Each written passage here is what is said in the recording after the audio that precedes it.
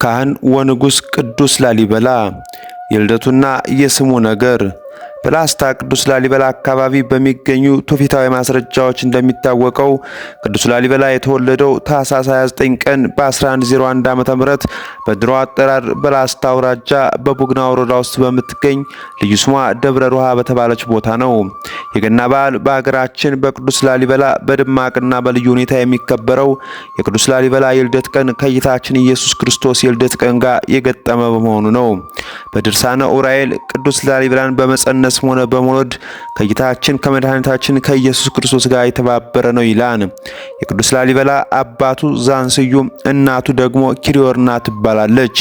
በላስታ አካባቢ እንደሚነገረው ንጉስ ዛንስዩም እጹፍተ ወርቅን አግብቶ መጀመሪያ ሀርቤንና ርብቃን ወልዶ ሚስቱ እጹፍተ ወርቅ በሞት ስለተለየችበት ኪሪዮርናን አገባ። ኪሪዮርና ማለትም በዘመኑ ሲነገር በነበረው የአገውኛ ቋንቋ መሰረት ቤተ ክርስቲያን ማለት ነው። የቅዱስ ላሊበላ የስሙ አወጣጥ በመወለዱ ጊዜ ከተፈጠረው ክስተት ጋር የተያያዘ ስለመሆኑ በሰፊው ይተረካል። ቅዱስ ላሊበላ በተወለደ ጊዜ በነጫጭ ንቦች ተከቦ ስለነበር እናቱ ኪሪዮርና ልጄ እንበላው ለማለት ላልበላ ብለዋለች። በመሆኑም የእናቱ የኪሪዮርና ንግግር ላሊበላ ተብሎ ለወጣለት ስም ዋነኛ ምክንያት ሆነ። ከዚህ አንጻር ላሊበላ የሚለው ስም ከአገውኛና ከአማርኛ ቃላት ጥምረት የተገኘ መሆኑን እንገነዘባለን። ላል በጥንቱ አገውኛ ቋንቋ ንብ ማለት ሲሆን በላ ደግሞ በአማርኛ በላው እንደማለት ነው ይላሉ። በመሆኑም ከዚህ የተነሳ መጀመሪያ ስሙ ላልበላ እንደተባለና በጊዜ ብዛት ግን ላሊበላ ተብሎ መጠራት እንደጀመረ ከትውፊት እንረዳለን። አልፎ አልፎም ላል ይበላል የሚለው የመጀመሪያው መጠሪያው እንደሆነና በጊዜ ሂደት ላሊበላ ተብሎ መጠራት እንደጀመረም የሚናገሩ አሉ። ሆኖም ግን በገድሉም ሆነ በሌሎች የጽሑፍ መዛግብት ላሊበላ የሚለው እንጂ ላሊበላል የሚለው ብዙም የሚታወቅ አይደለም።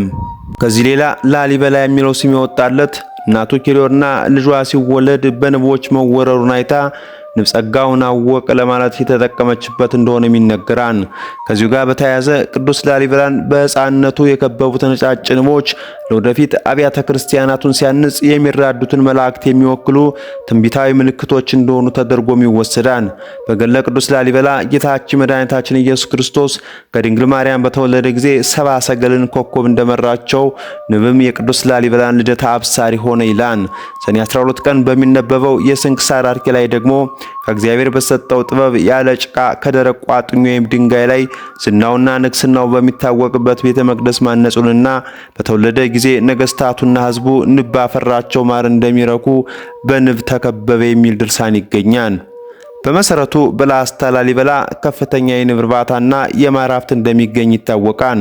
እንዳውም ብልባላ ቅዱስ ጊዮርጊስና ብልባላ ቅዱስ ቂርቆስን በመሳሰሉ አብያተ ክርስቲያናት ማር እንደ ጸበል ለሕሙማን ይታደላል።